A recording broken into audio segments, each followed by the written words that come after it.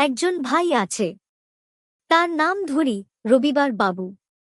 রবিবার সকালে কি করে? আরও একটু ঘুমাই। মা বলে, চার্চে যাবি? সে বলে, আজ শরীরটা ভালো না। কিন্তু ম্যাচ দেখার সময় পুরো ফেট। একদিন তার টাকা হারিয়ে গেল।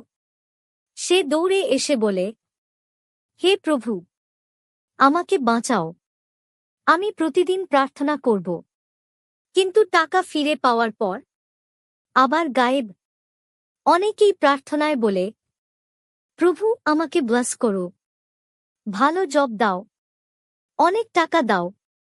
কিন্তু প্রভু জিজ্ঞেস করেন, তুমি কি আমাকে ভালোবাসো? আমরা অনেক সময় প্রভুকে খাবারের অ্যাপ বানিয়ে ফেলেছি। একটা ব্লেসিং, একটা হিলিং আর একটু পিস দিন। রবিবার এলে, আজ না, নেক্সট উইক যাব। কিন্তু প্রবলেম এলে, পাস্টার আমার জন্য প্রার্থনা করুন।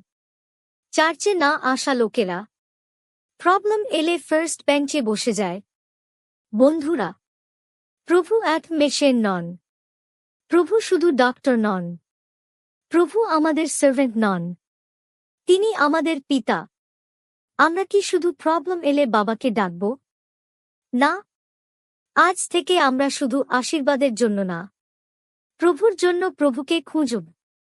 যদি আমরা প্রভুকে ভালোবাসি, আশীর্বাদ নিজে থেকেই আসবে।